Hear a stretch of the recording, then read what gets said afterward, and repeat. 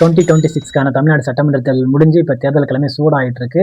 இன்னைக்கு நம்ம வீடியோ என்ன பார்க்க போறோம் அப்படின்னா 2021ல எவ்வளோ ஓட் போலாயிருக்கு, 26ல எவ்வளோ ஓட் போலாயிருக்குன்னு பெர்சன்டேஜஸ் பார்க்க போகிறோம். ஐ மீன் சிஎம் கேண்டிடேட் 4 பார்ட்டியில் உள்ள சிஎம் கேண்டிடேட்.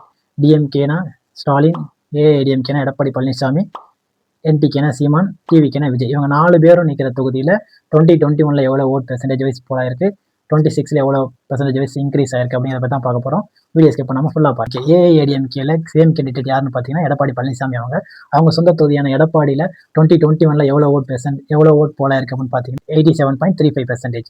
ஓகே, இப்போ 2026ல எவ்வளோ போலாயிருக்கு பார்த்தீங்கன்னா 92.09%. ஓகே, கிட்டத்தட்ட ஒரு 5% வந்து இன்க்ரீஸ் ஆயிருக்கு. ஓகே, டிஎம்கே சிஎம் கேண்டிடேட் யாருன்னு பார்த்தீங்கன்னா முக ஸ்டாலின். இவங்களோட தொகுதி குளத்தூர்ல 2021ல எவ்வளோ ஓட் போலாயிருக்குன்னு பார்த்தீங்கன்னா 62.16%. ஓகே, 2026ல பார்த்தீங்கன்னா 62.08% தான். இன்க்ரீஸ் எவ்வளோன்னு பார்த்தீங்கன்னா 1.4% தான் இன்க்ரீஸ் ஆயிருக்கு. நெக்ஸ்ட் பார்த்தீங்கன்னா என்டிகேல சிஎம் கேண்டிடேட் யாருன்னு பார்த்தீங்கன்னா சீமான். இவங்க நிற்கிற தொகுதி வந்து காரைக்குடியில் 2021ல திருவெற்றியூர் தொகுதியில் நின்னாங்க. 2021ல எவ்வளோ பெர்சன்டேஜ் ஓட்டு போலாயிருக்குன்னு பார்த்தீங்கன்னா 66.13%. 2026ல பார்த்தீங்கன்னா 74.20% ஓட்டு போலாயிருக்கு. இன்க்ரீஸ் ஆயிருக்குன்னு பார்த்தீங்கன்னா 7.92, கிட்டத்தட்ட 8% கிட்ட ஓட்டு வந்து இன்க்ரீஸ் ஆயிருக்கு. நெக்ஸ்ட் பார்த்தீங்கன்னா நம்ம எல்லாரும் எதிர்பார்த்துட்டு இருக்க டிவிகேல சிஎம் கேண்டிடேட் யாருன்னு பார்த்தீங்கன்னா விஜய்.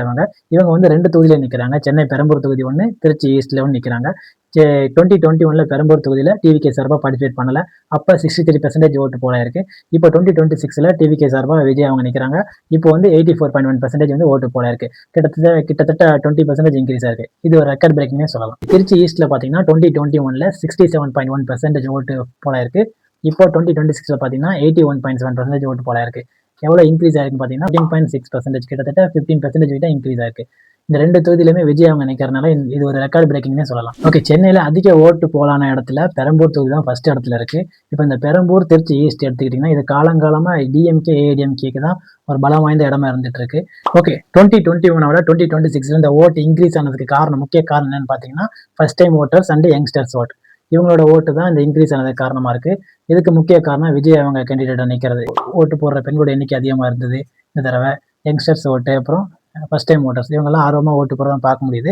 இதுதான் இவங்க வந்து இந்த ஓட்டு பெர்சன்டேஜ் இன்க்ரீஸ் ஆனதுக்கு முக்கிய காரணமாக சொல்ல முடியுது. 2021ல 50% ஓட் போலான இடத்துல இந்த 2026ல 80% மேலே ஓட் போலாயிருக்கு.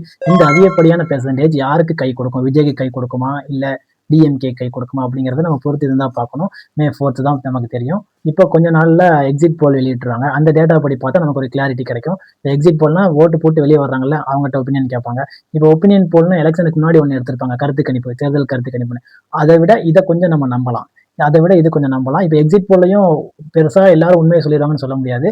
அதனால உண்மையிலே 2026 கப் யார் அடிப்பாங்கிறத நம்ம May 4th தான் வெயிட் பண்ணி பார்க்கணும். Keep calm for the best role.